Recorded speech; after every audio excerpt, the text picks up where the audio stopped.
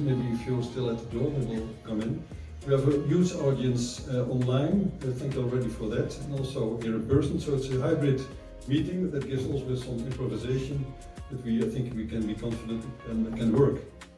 Well, the title of the project is called Reframing, and that's an activity, a design activity. So I'm indeed affiliated researcher at the Technical University Delft, design engineering, and I did a lot of research into reframing and how to use reframing in facing complex societal issues.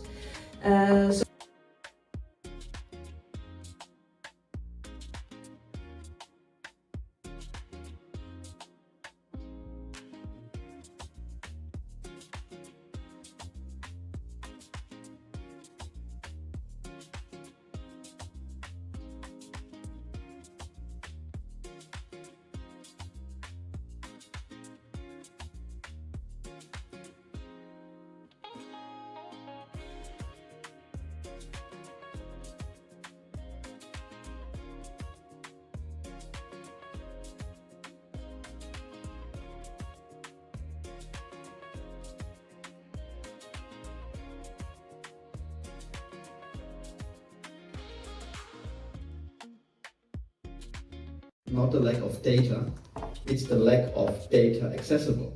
Because for all species listed in the annexes of CITES, private people have to register these animals at the competent authorities. Since in Germany, but it's also done on lower levels in other countries. And at least if we would show Germany as one of the biggest markets, if we would be able to evaluate these data over decades, we would see shifts in the trade of animals and the captive breeding of animals. And if we want to identify loopholes, I think it would be better to have such a system on a European level. So we would see where the input pathways, where are the export pathways, and then we can show also the contribution of ex situ breeding to species conservation. And the data are available, but they are not accessible, and I think this is something the European Commission should work on. Yeah. A reptile is a complex animal. Keeping one costs substantial time, money and space. For you, for dealing with complex animal welfare and possible health and legal consequences you might not expect. Do you know how much of your time it takes to clean the terrarium regularly, gather equipment, monitor temperatures, or what to do if your life circumstances change?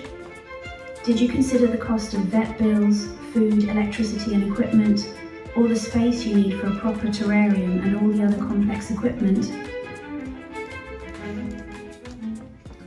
Looks at information and education for reptile keepers. And the point I'd like to make is it seems very clear from the information that we've received today that there weren't any reptile specialists or reptile traders in the consortium that developed these proposals. Something I'd like to say very clearly is that we're very in favour of reptiles as pets, and while we're in favour of all taxa of animals being kept as pets, we of course particularly favour reptiles for these reasons. And these reasons actually contradict the thrust of your questionnaire. Firstly, reptiles make the best pets objectively for most people. Subjectively, people may prefer a dog or a cat or a different taxa, but objectively, reptiles won't miss you when you go to work. They're easier to keep than a traditional pet, and the UK Government Specialist Group agrees with this. They're actually cheaper to keep in the long term, contrary to your video. As ectotherms, they ingest far less biomass when they eat. There's far less illegal activity attached to reptile keeping. They won't bite the postman, they won't attack your children, they won't eat the local wildlife. It's very unusual for them to become invasive because they rely on their environment for all of their biological needs, so they're less invasive than most other taxa. You can catch far fewer zoonoses from reptiles than from other animals because they're biologically distinct.